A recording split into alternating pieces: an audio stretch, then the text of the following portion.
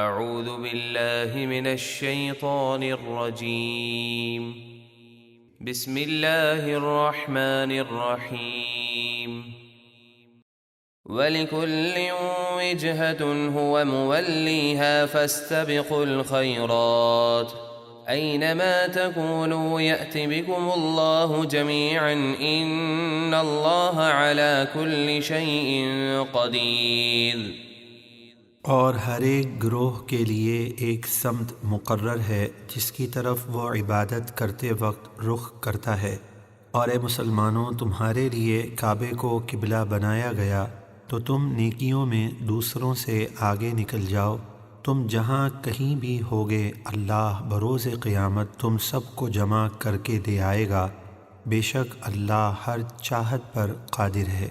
وَمِنْ حَيْثُ خَرَجْتَ فَوَلِّ وَجْهَكَ شَطْرَ الْمَسْجِدِ الْحَرَامِ وَإِنَّهُ لَلْحَقُّ مِنْ رَبِّكَ وَمَا اللَّهُ بِغَافِلٍ عَمَّا تَعْمَلُونَ۔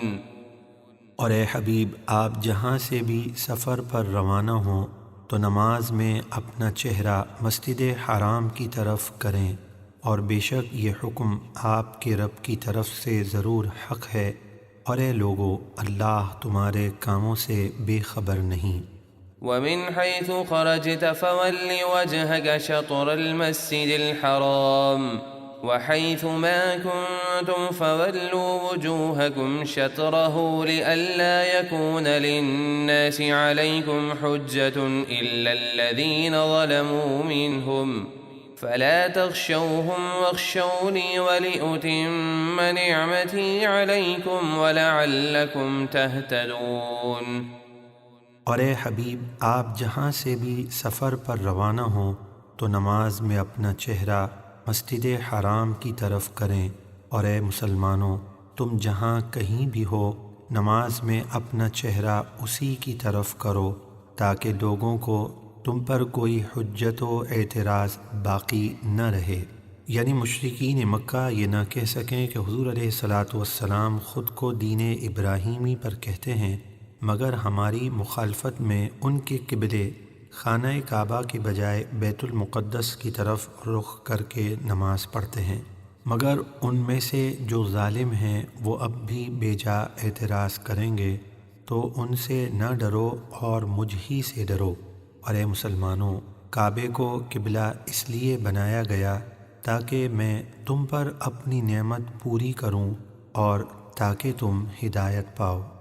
كما أرسلنا فيكم رسولا منكم يتلو عليكم آياتنا ويزكيكم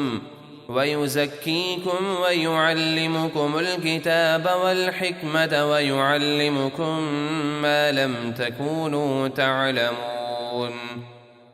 جس طرح ہم نے تمہارے درمیان تمہیں میں سے ایک عظیم الشان رسول بھیجے جو تم پر ہماری آیتیں تلاوت فرماتے ہیں اور تمہیں پاک کرتے ہیں، اور تم کو کتاب اور حکمت سکھاتے ہیں، اور تمہیں وہ کچھ سکھاتے ہیں جس کا تمہیں علم نہ تھا۔ فاذکرونی اذکرکم واشکروا لی ولا تکفرون۔ تو تم میرا ذکر کرو، میں تمہارا چرچا کروں گا، اور میری اطاعت و فرما برداری کر کے میرا شکر ادا کرتے رہو، اور گناہ اور نافرمانی کر کے میری ناشکری نہ کرو۔